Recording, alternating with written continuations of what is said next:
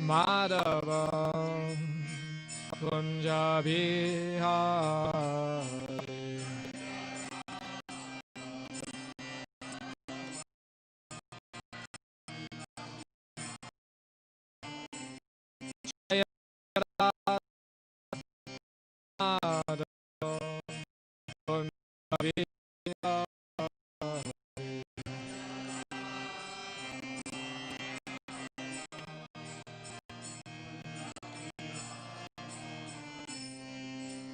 Gopi Chana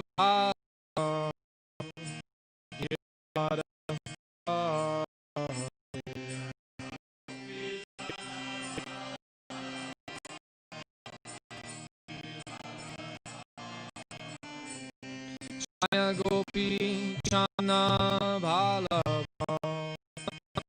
Girivara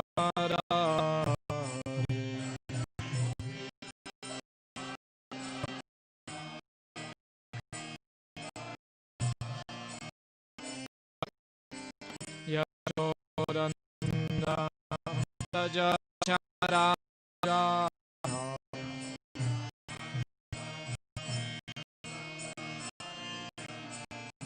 Yashodanandana Brajajanandana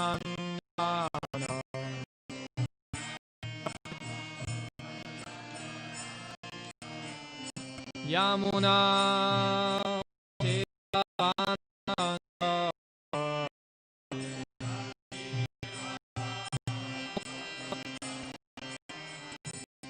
Yamuna Devanachari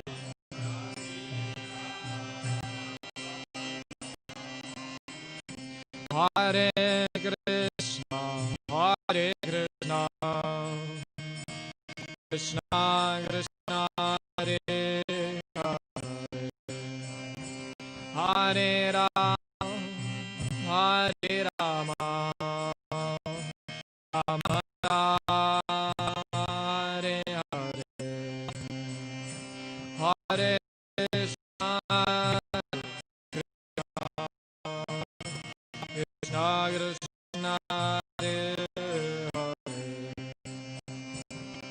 Hare Hare Rama Hare Rama Rama Rama Hare Hare Hare Krishna Hare Krishna Krishna Krishna Hare Hare Hare Rama Hare Rama Rama Rama Hare Hare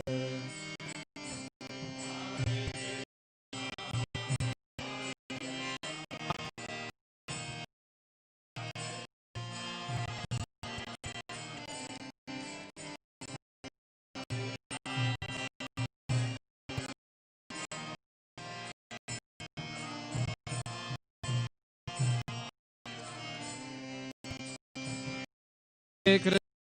Krishna Hare Krishna Krishna Krishna Hare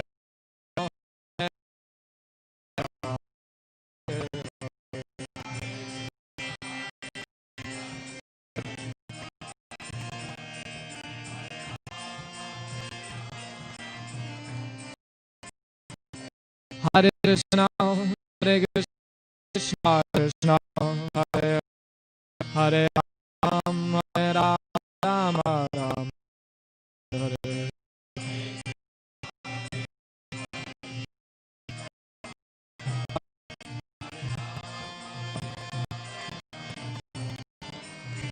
Hare Krishna Hare Krishna Krishna Krishna Hare Hare Hare Ram Hare Ram Ram Ram Hare Hare Hare Krishna Hare Krishna Krishna Hare Hare Rama Hare Rama Rama Hare Hare.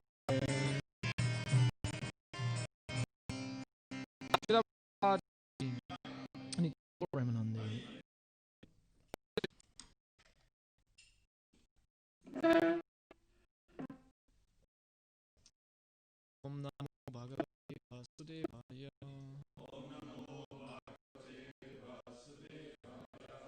Om Namo Bhagavate Vasudevaya.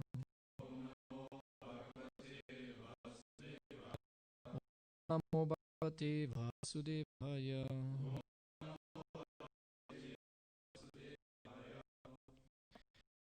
Wir lesen aus dem Srimad Bhagavatam. Soll ich Deutsch oder Englisch sprechen? Wer versteht kein Englisch, bitte sagen. Jeder? Wer versteht kein Englisch, bitte aufzeigen. So who doesn't please raise your hand. Everyone who knows. Yeah, exactly. Okay, so it seems I speak everyone speaks English. Jeder spricht Englisch. Okay, so I speak in English.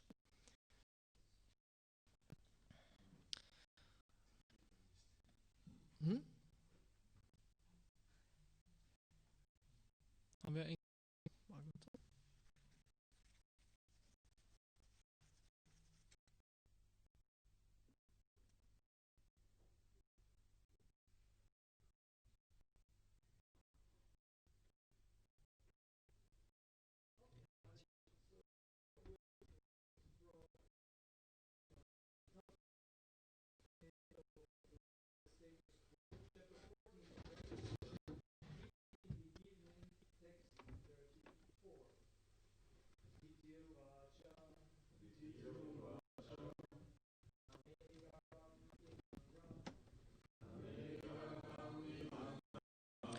Megarbam imang brahman Anrishabho vadit Bhutanam rishabho vadit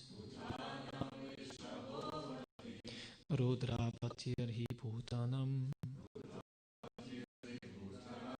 Rudrapatirhi Bhutanam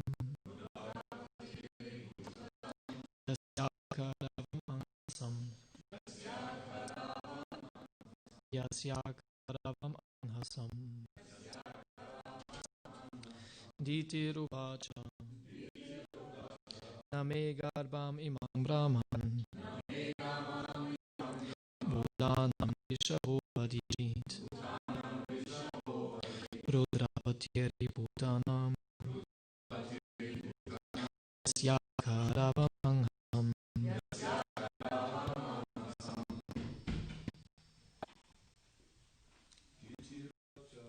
Ditiruvacha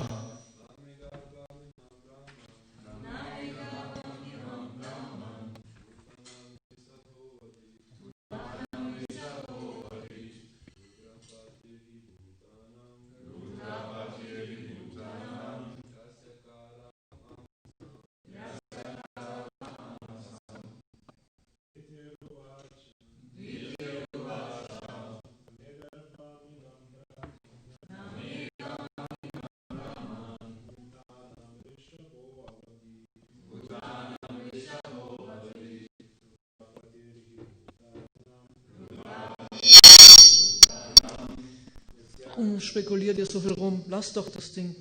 Warum spekuliert ihr so viel? Nicht. Warte mal. Einfach runter. Dreh das Ding aus. Runter. Wenn ihr das einfach aus. Eine halbe Stunde spekuliert ihr rum, das ist immer höher rauf. Das sind so unerklärliche Dinge, die ihr. Okay. Macht das einfach weg. Wenn es nicht geht, dann geht es nicht. Was nicht dafür. Das ist ja Wahnsinn. This is how you can terrorize people. Huh? Why should I try it? Hare Krishna. Hare Krishna, Hare Krishna, Krishna Krishna. Yeah, that's okay. Don't, when you that it feedback is coming, the feedback, you have to turn it down immediately, because it increases. And it comes like this now. Okay, who was chanting? Dityaruvacha.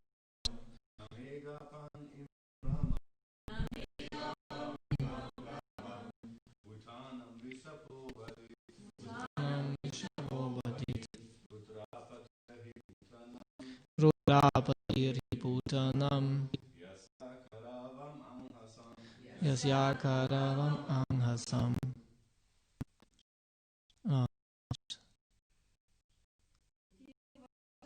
Ditiruvacha name garbhamimang brahman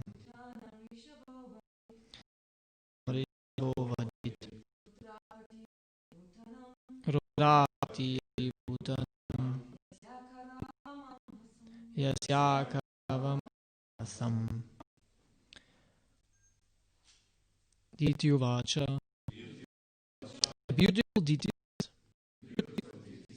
na, not, me, my, garbham, pregnancy, imam, this, Brahman, O Brahmana, Bhutanam, of all living entities, Rishabha, noblest of all living entities, Avadit, let him kill, Rudra, Lord Shiva, Pati, Master, he, certainly, Bhutanam, of all living entities, Yasya, whose, Akaravam, done, Anghasam, offense.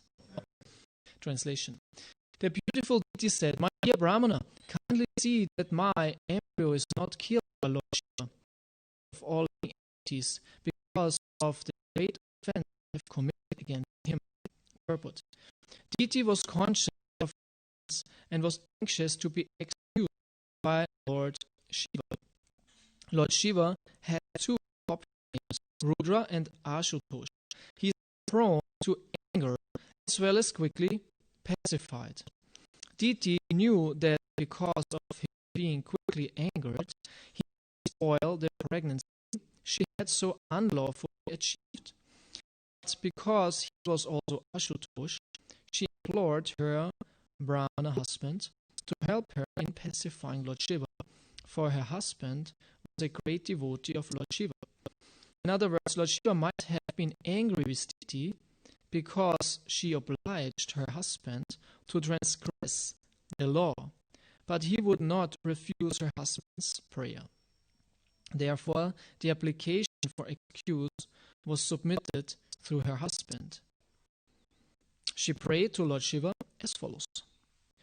Om Gyanatimirandasya Gyananjana Salakaya Chakshumilitamina Tasmai Shri Gurave Namaha Mukham Karoti Vachalam Pangung Langayati Girim Yat Kripatam Anyaman Stavidam Nina Bhutal Swayam Rupa Kadamayam Dati Swadantikam Chai Krishna Chaitanya Abunityananda Shri Vait Vasai Gaur Bhaktavrinda Hare Krishna Krishna Krishna Hare Hare Hare Ram Ram Ram Hare Hare. He said, dear Brahma, kindly say that my mother is not killed by Lord Shiva, the Lord of all living entities, because of the great offense I have committed against him. Hare Krishna. So we hear here about the lamentation of Diti, who was very anxious in face of getting a reaction because of behavior. Yeah, she induced her husband, even though he warned her better not, but she was too attached. Sometimes we are in such situations, we might know it better, but we cannot act upon it. Sometimes it happens. And then if the act is done, then we regret. So Diti heard do it. What she wanted to have a child, which is no problem, but it was in this situation inappropriate time. Because warned that is okay. You can have a child, we can have intercourse, but this time is not suitable for that, so better not. But she was so attached that she could not wait. So she got pregnant. And now after, this is in general, right, the lust or anger, all these infatuations, this so-called anarthas, bad qualities, they force us to act in a certain way. Our intelligence is bewildered, and when it's done, kind of we come back to our normal consciousness. Oh, what have I done, right? We are like bewildered by these bad qualities. So same with her. When everything was done, she came to her senses and, oh, what have I done? And she knew that this might get her into trouble. Not so much maybe her, but she was praying now for her child. So she prayed to the Brahmana, to her husband, please help me. And please forgive me. Actually, I deserve a punishment, but still, please help me. And sometimes we are also in such situations, right?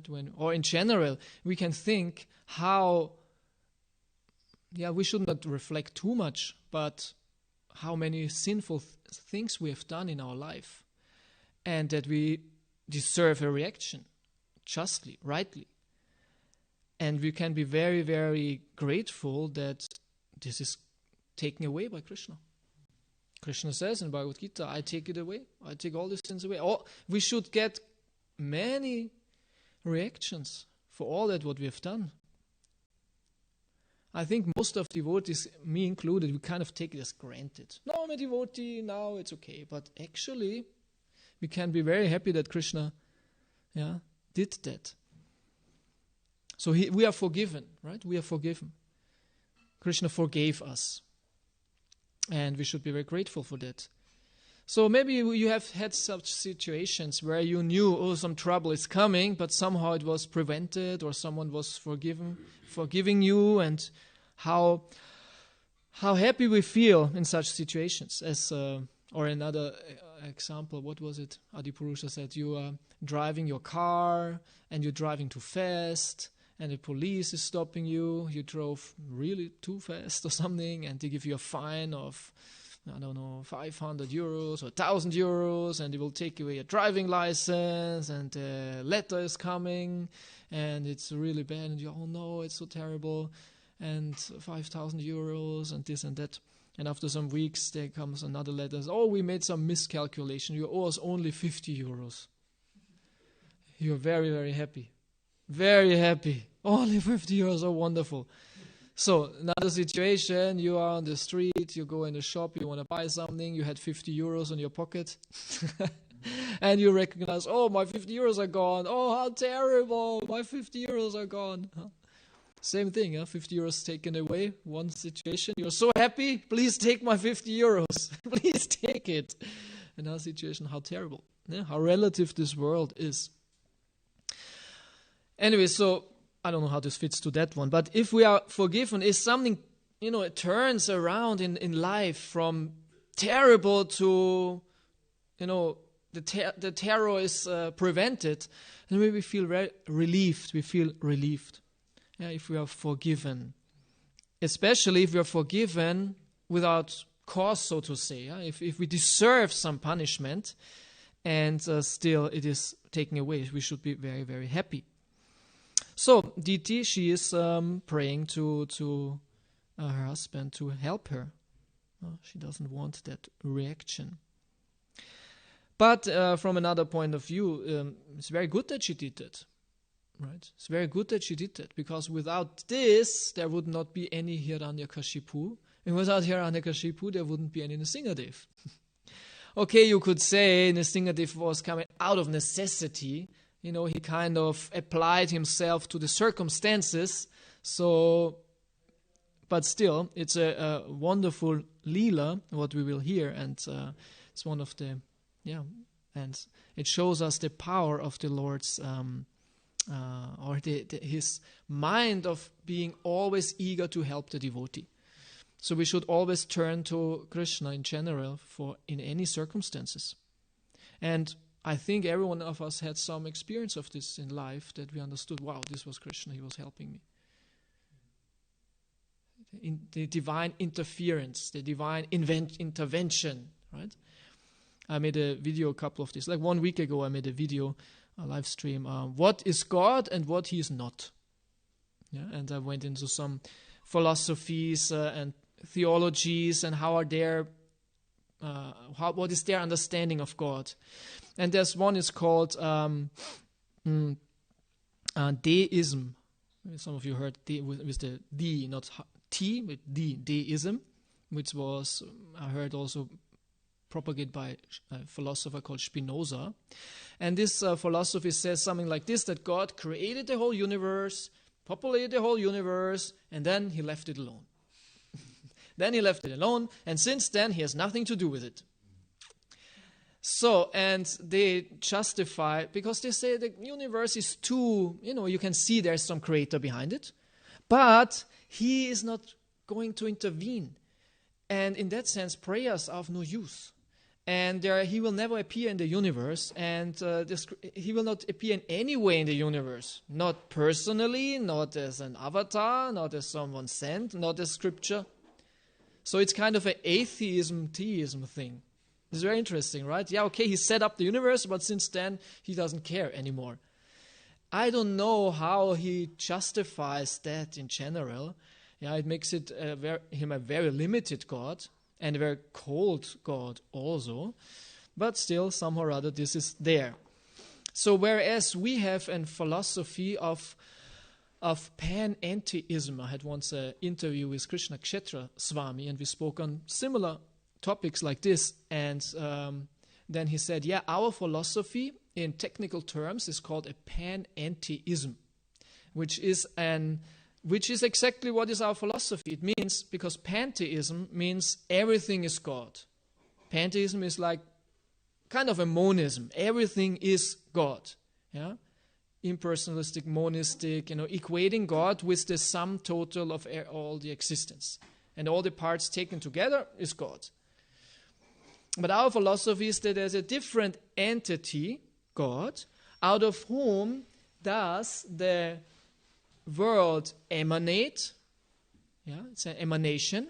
And because of this, the world or the emanation is equal to God. This is what we say. We say the world is God. Krishna actually identifies himself over and over again with the world. Especially in Bhagavad-Gita, and also the whole concept of the universal form. The Purusha, right? The Purusha in the universal form is God as the universe. And it's very graphic, right? The elements and the articles of the universe are bodily parts of God. This is complete, it's a very special form of pantheism. Everything is God. But this is just one form of God. It's not the only form of God. The original spiritual form of God, of course, Krishna, out of whom everything emanates, and because of being his emanation, it is also him. The universe is Krishna, but it's not the only form of him. And this is what we believe, as Prabhupada says in the last verse in the Bhagavad-Gita, and the purport, that Krishna is everything, but not everything is Krishna.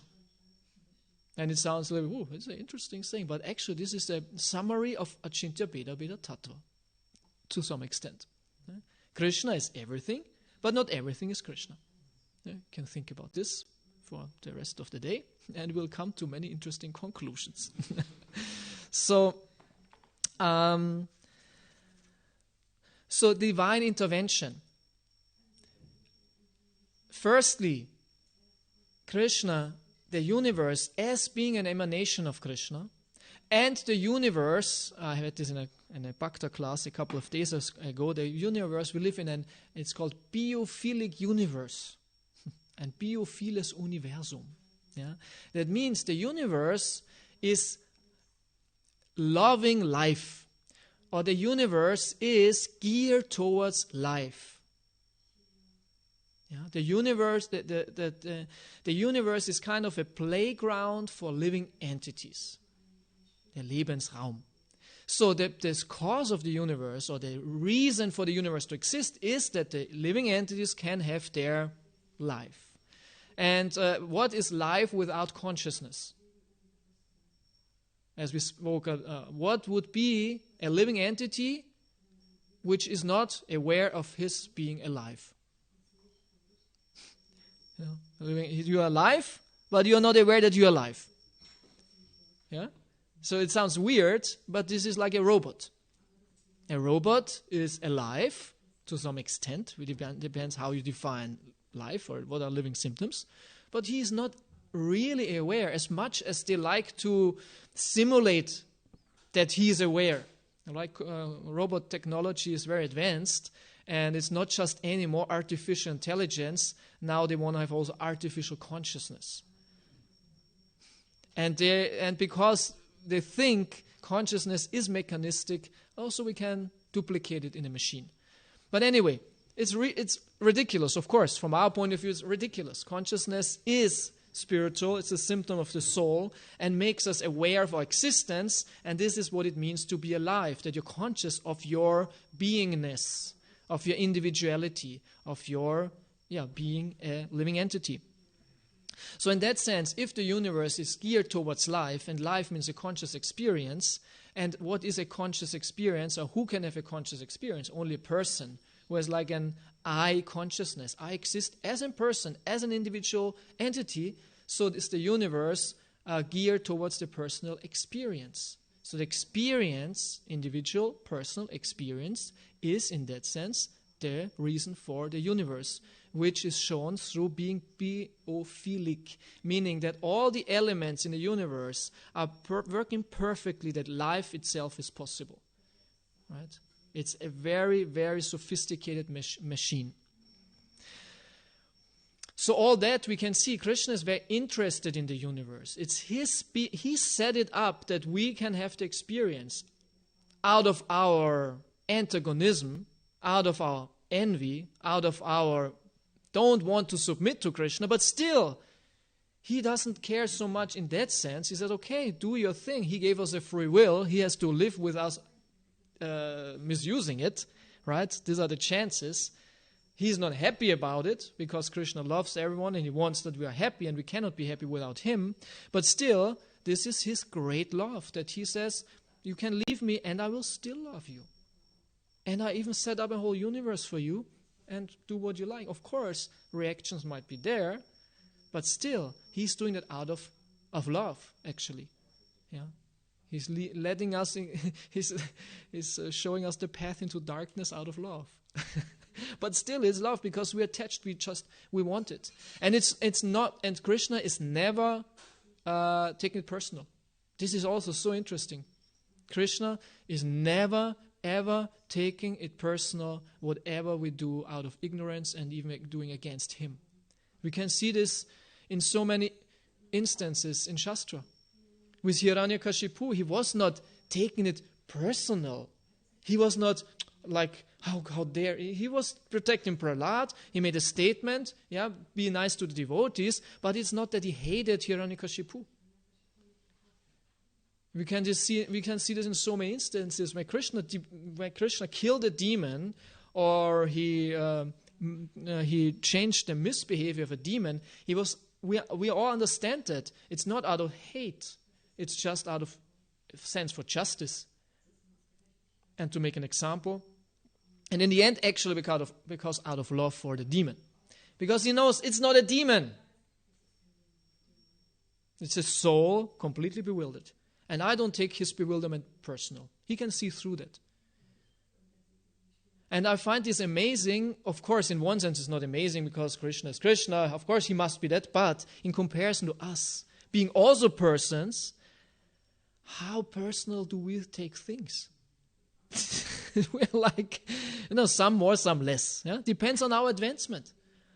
But if you're not very advanced, someone just looks at us a little bit, to our displeasure, and we have a whole drama in our head. It's amazing, nothing really happens, but it's a whole, and we take it very personal. How could he or she do that to me, right? It's amazing. Yeah. So we have to get on Krishna's level. And we can see that in devotees, in advanced devotees, isn't it? This is one of the signs of advanced devotee, that he is humble. He is not expecting honor for himself. In the opposite, he gives always honor to others. So much so that the others, if they are not advanced, think, oh, that's nice, I deserve it. Sometimes when I'm with my spiritual master, I'm shocked how respectful he is towards me. It shocks me, and idiot as I am, I believe him. I believe him that there's something really respectable in me. Oh, my guru is respecting so much. Maybe yeah, he must be right. Yeah, no, it's always extreme humility that he sees the good in there where is nothing good. This is the amazing quality of a devotee, that he magnifies the good quality. And he takes pleasure in that. Why? Because he's not envious. Because he can, I think Maharaj spoke a couple of days about this, isn't it? He can give credit to others. A Brahmana can give credit to others. And he is happy doing that. Whereas a miser he cannot praise others. And if he does, it's just out of etiquette. And it's very superficial. But a real devotee, he likes to give credit. He likes to see the good qualities in others. And he likes to magnify that. Yeah. And it's a wonderful quality. Even in someone who does not have so many good qualities. Yeah? We always have this example of the bee and the fly. It's such a nice example. I like it so much. The bee and the fly. Yeah? The bee is attracted to the nectar. She has like a radar, yeah? and can fly towards the nectar. You always find the flowers. Yeah? This is what bees do. Yeah? And even in there's one lonely flower. Imagine one lonely flower. The last days of its having honey and being nectar-like. In the middle of a big, like sometimes you see in the movies or in documentaries, huge garbage piles, right? And there's like and in this huge garbage thing, black sky and smoke and it's dirty. And there's one little flower of hope. It's not useless. The world is not just bleak and dark. There can be something good in the world. So this bee, having this radar, flies everywhere around and knows exactly where it is, mystical powers it has, and finds the flower and dips into it and makes the best out of the flower's existence. Of course, then we offer it to Krishna. Then it's perfect. But still, the bee knows what to do. So, and a fly is the opposite. A fly, there might be a wonderful field of flowers, the most beautiful, colorful, fragrant flowers, and there's one poo from whatever living entities you can imagine. Yeah, whatever. Yeah, fresh. And the fly will exactly find that and will take pleasure there. So this is the fly and the bee principle, and the fly and the bee consciousness. And the devotee has a bee consciousness. There might be a person. He's like this pile of garbage. He's just dark and dirty and smelly. But there might be one good quality, and the devotee will find that like the bee and will magnify it. It's not that the devotee is naive, right? Doesn't see the other things, but he can enhance someone. And he can change someone. Like Narada Muni changed the hunter. What was his name? Mrigari. Yeah, everyone knows the story of Mrigari, the hunter. What does Mrigari mean? It means the enemy of the animals. Ari means the enemy, and Mrigas in the animals. This is what was his name, enemy of animals. And this is what he did. He was hunting animals. But he was not only hunting them, he was shooting them in a way that they die a painful, long death. And he was taking pleasure. Quite some person. And Narada Muni was not shocked by him. Oh, I'm a saint. What a terrible person. I have to go away. Vishnu, Vishnu, Vishnu. Don't make me dirty with your consciousness. So terrible, terrible. Huh? No, he becomes so merciful, and he somehow or other saw there is a chance. There is a chance of converting him. And of course, Narada Muni is a very convincing person, right? He can convince someone of the holy name what he did. So, but this is what a devotee can do. He is not bewildered. If a pure devotee would, be so, sattvic in that way that he would never associate with the opposite, Prabhupada would have come on the Jaladuta to America. He write the poem, and with this, everyone is here fully in Rajas and Tamas, and how will I be able? And he sees, my God, what they are doing. He takes the next ship, goes back very quickly. This is not befitting a sadhu. Prabhupada this was extreme. For us, it's normal, right? If I visit my mother and the fridge is full of meat and all that, and what to do, right? But Prabhupada, being such a person, he didn't take it personal. He was insulted by the hippies sometimes. He did not take it personal. Sometimes we hear in the Lilamrita, they were insulting you, they were criticizing him, they were, fighting against him all the time, actually. He was never taking personal, never. Oh, jetzt bin ich aber beleidigt. Jetzt bin ich, nein, that was too much. Now what is beleidigt in English? Now I'm, oh yeah, offended. But in German it sounds so nice. Beleidigt. bin ich beleidigt. Yeah, offended. Oh, now you offended me terribly. No, I will not preach anymore. I don't tell you anything about Krishna. You offended me. Right? So, very interesting. So, why? Because Krishna is not like that. Because Krishna is truly merciful, loving, and so we can expect his forgiveness. He promises forgiveness when we surrender to him. And Lord Chaitanya was Patita Pavana, Nityananda, saving Chaga and Madai.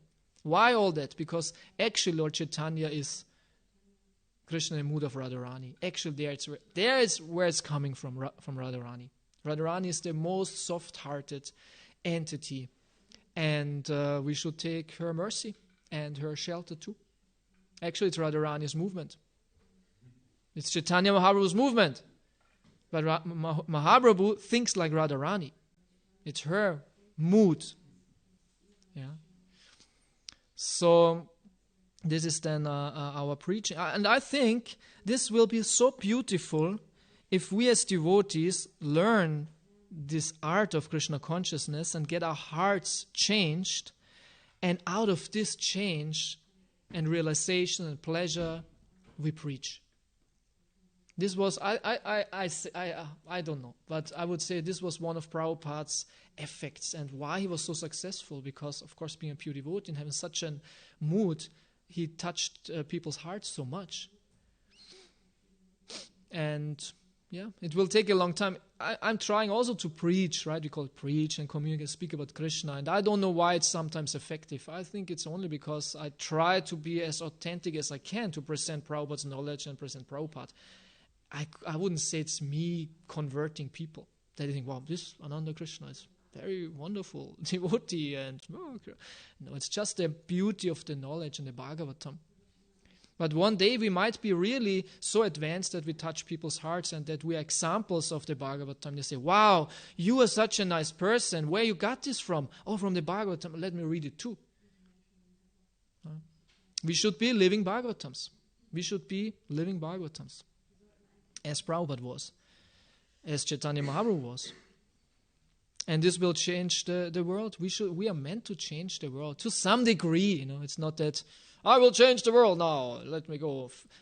A couple of days I had this, idea. Why am I not powerful enough? And I can go to the mayor of Jandelsbrunn and make him a devotee, and the whole Jandelsbrunn will follow. And then I will go to Munich and make, what's his name? Söder. I change his heart too. Herr Söder, please listen. Let's have a talk. And he's, wow, you're so right. You are so right. Oh, really? It's true. I will, become devotee. And yes. And then I will go to Berlin. I will go to Berlin and I will speak to the lady with unspeakable name. I will speak to her. And I will talk with her, and she will be touched and will be happy. And she remember, yes, I remember, I got a book many years ago by a Sangeetan devotee whose name is Sabuch. And I still have it in my bookshelf. Now we'll read it. Let's read it together. And we will be so happy. Yeah, we will be such wonderful friends. And she will tell to all the ministers in whole Germany, we have a new plan. We have a new plan for Germany. Yeah, it's called Bhagavad-Gita. Yes. And then we go to the EU together, hand in hand with Merkel and Söder. And we go there. And go to the EU Parliament. And on it goes. So I think, why not Krishna? But okay, maybe not me, but let someone do it. Maybe one day there will be some powerful devotee like that. Right? Who knows what will come? Who knows how it will happen? But yeah, why we are not powerful enough to change people's hearts?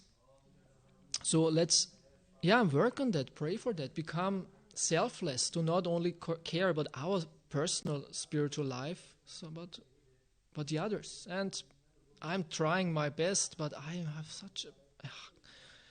How much am I really interested? It's amazing. Yeah, we try to preach and distribute books, but how much are we really interested? It always is possible to have more mercy, which anyway we don't have. I heard always from Vijay Prabhu 3 reasons, actually 4, why we distribute books. But in general, why we preach. Or let's say modes. In Tamaguna, Rajaguna, and so on. Tamaguna book distribution or preaching out of complete frustration. Yeah, and you're doing it and you're frustrated. And I did it. I did book distribution in Tamaguna where I did not like the people. I was angry. I don't know why I kept on actually. Because I don't know, complete craziness. Huh? But I didn't like anyone and I wished them terrible things. And so I was praying, where is the atom bomb coming? This place doesn't deserve to exist. And if the atom bomb is not coming, I make austerities, become a huge demon, like Ritasura, and I will trample the whole city, become a Godzilla. Kind of like that. This is a Tamaguna. Huh? Then Rajaguna book distribution. You're so much attached to the result. You want to have more book points and you have a better place. And this is why you do it. And preaching might be the reason. Yes, let's preach to have more followers, more on our list, to have more bigger temple, to prove maybe our ego, have more Lakshmi, things like this attached to a result. Like preaching is via media to ego gratification. Can be there for sure, right? Take it as a sport or something. And then preaching or book distribution in Sattva Guna. You do it out of duty and selfless. You do it because it must be done. It's the desire of Prabhupada and it's pleasing Prabhupada. And it's a very nice stage of preaching. It's very nice, but it's still not transcendental. And Vijay Prabhu said at the times, transcendental preaching means out of mercy. And when he spoke about that, I realized what a high platform mercy is and how little mercy do I have. Mercy, it means really to care about the people. And to, in German, you have this word, Mitgefühl or Mitleid. And the pure devotee is like that. He really cares. And why? Because Krishna cares. And I don't care. So, which doesn't mean that we have to stay like that. We should work on this mercy tendency. And out of this, it's very easy also to forgive. And one last point, a practical point for all of us. I was thinking about that, that we have many attachments which keep us in the material world, and we have also these personal attachments with other people, out of bad attachments, I would say. And we keep, in English it said, keep a grudge. Everyone knows what it means? Keep a grudge. We're still offended that he or she did this to me. And very often these problems are family-based. And we are attached to being angry with them and not forgiving, even though it's an old thing and we pretend it's okay, but still we keep a grudge. And we have to let go. We have to learn to forgive. As Krishna forgives, as the devotee forgives, we have to learn to forgive even unrightly, even though not justified, even though having thousands of reasons to still be angry and be offended because it was not right. And this is very difficult because you're convinced it is right that I'm angry. It's my right to be angry. And it's my right to think bad about the person. But forgiveness is exactly that. Krishna has millions of reasons not to forgive. Why should he forgive? Maybe we are not such bad people, okay? But there are people out there like Jaga and Madai. Why should he forgive this? They deserve hell. We did sometimes things, maybe just the cows we ate. This is already a reason for getting serious reactions. And other things what we did. Some might have abortions, or were stealing, or lying, or real criminals, killing sometimes.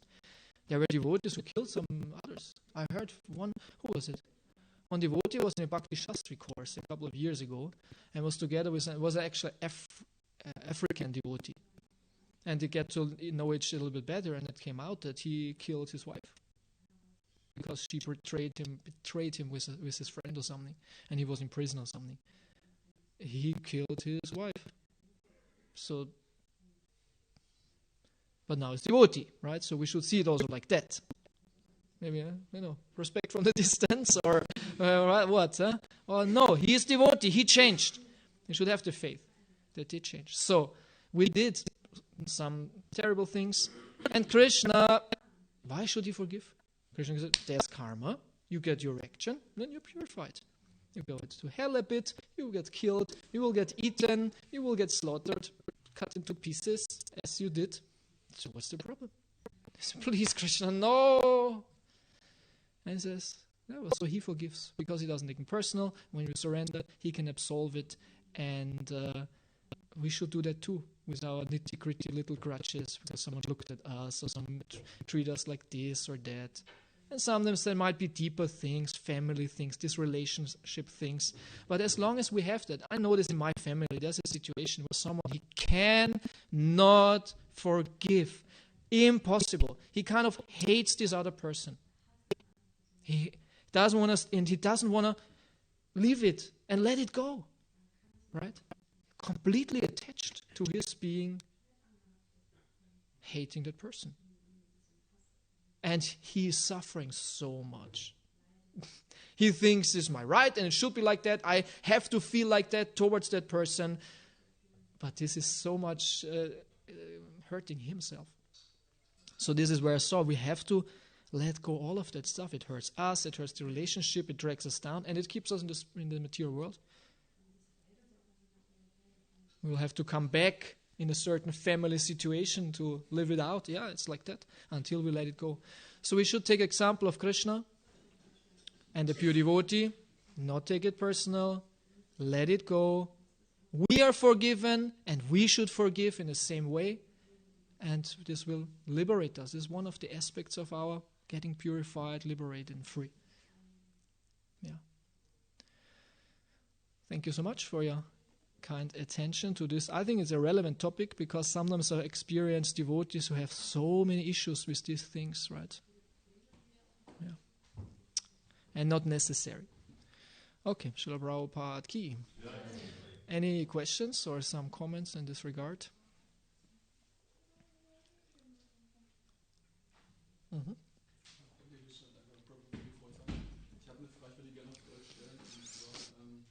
Unsere Bewegung ja eine Bewegung von, sozusagen, also wie Chaitanya Mahaprabhu gesagt hat, dass freiwillig das Wissen verteilen, also nie sozusagen merciful sein, kein Unterschied nach oder so.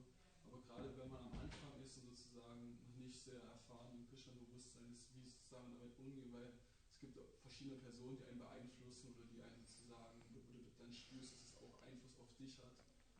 Wie geht man dann damit am besten um, dass man dann, So the question is, how do we deal with influences of other people to whom we want to give Krishna consciousness and how we should do that. Yeah, we have certain capacity of preaching, and we should be very intelligent to understand what can I do and what can I not do. So it also depends what is your preaching style or method. Like on book distribution, yeah, this is for everyone for the beginning. It's a nice way to learn to communicate about Krishna. And you do this with a Sankirtan leader who takes you at the hand more or less and protects you and looks at you, and you listen to him, you learn from him. And you should then on book distribution also understand whom can you approach and whom not. Yeah, maybe if it's a nice summer day and the ladies walk around dressed very casually and don't wear so much, better not to approach them. What to do? Or there's some gang of some aggressively looking people. You think, these are the best recipients for the mercy, and I will preach to them. Yeah, you might get one on your head. Right? So you have to see what is your capacity. Before that, devotees were very powerful. Huh? They went into bars sometimes at night, or they went even into bordel, brothel, and sold. Actually, they sold, and I think paintings. Manida explained about that. Yeah? They went in, and they were selling to the prostitutes like anything. They were real. They liked it, but I think it's not so easy, out of many reasons. Yeah. So, of course, intelligence, see what you can do, and also with family. Like when you come to this, because this is sometimes an issue. I go back to my family now for the weekend. How should I deal with this and that? I think we should, as devotees, as Prabhupada said, we should be the best husbands, the best sons, the best brothers and sisters, and we are not there to to convert now the whole family and all that. You should be the best you can for your family, because this is what they understand, and this is what preaches way more than explaining to them the whole Bhagavad-Gita. Right? So you be a wonderful son and take care of them lovingly, nicely, from a human point of view, from a sattvic point of view, and this is very nice. Right? So I know one devotee, he joined the ashram, he was not home years, I think. He was not visiting family years, and then first time, Christmas after 5 years, someone knocks on the door of the family, and there he is, in saffron, freshly shaved, tilak, they were, what? And then on Christmas evening, he sat them on the couch, showed them Prabhupada movies, and everything, I don't know how they took it, maybe they loved it, liked it, but still, conceive, of course, preaching. Yeah, we should be intelligent, and we should know our capacity. And you should learn this from those, especially individual situations, who went through that and know about that. And to be prepared, right? Especially if it's some certain situation. Like this? Okay. Okay. Thank you so much. Srila Prabhupada Ki Jai. We wish us all a wonderful Sunday in Krishna consciousness. Nitai Gaur Premanande. I forgot. This was actually the official last lecture of our Bhakti course this year, 2020. So we wish also all the participants all the best in Krishna consciousness. And stay tuned. Hare Krishna. Share, like, subscribe.